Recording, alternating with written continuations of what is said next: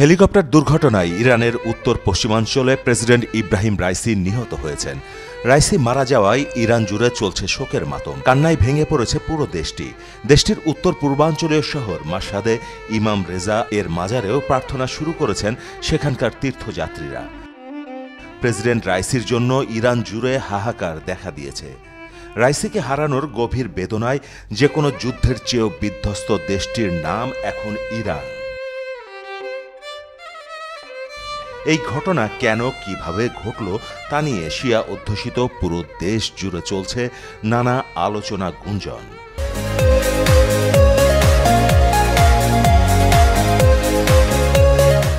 হঠাৎ করে ক্ষমতার এমন পট পরিবর্তনের ভার কতটা নিতে প্রস্তুত সদ্য ইসরায়েলে হামলা চালানো ইরান? এরই মধ্যে সর্বোচ্চ নেতা আয়াতুল্লাহ আলী খামেনি সবাইকে শান্ত হবার আহ্বান জানিয়েছেন। তিনি বলেছেন, এ ঘটনায় রাষ্ট্রীয় কর্মকাণ্ডে কোনো বিঘ্ন হবে না। সবার মাঝে এই সত্য এবং তা জেনে ধৈর্য ধরে রাখার আহ্বান জানান খামেনি।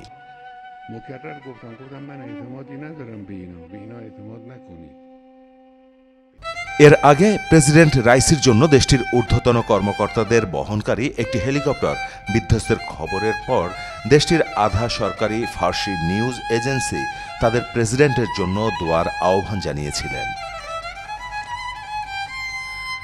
দেশটির রাষ্ট্রীয় টেলিভিশনের ফুটেজেও দেখা গেছে মাশহাদ শহরে ইরানের প্রেসিডেন্টের সুস্থতার জন্য দোয়া করছেন অনেকে।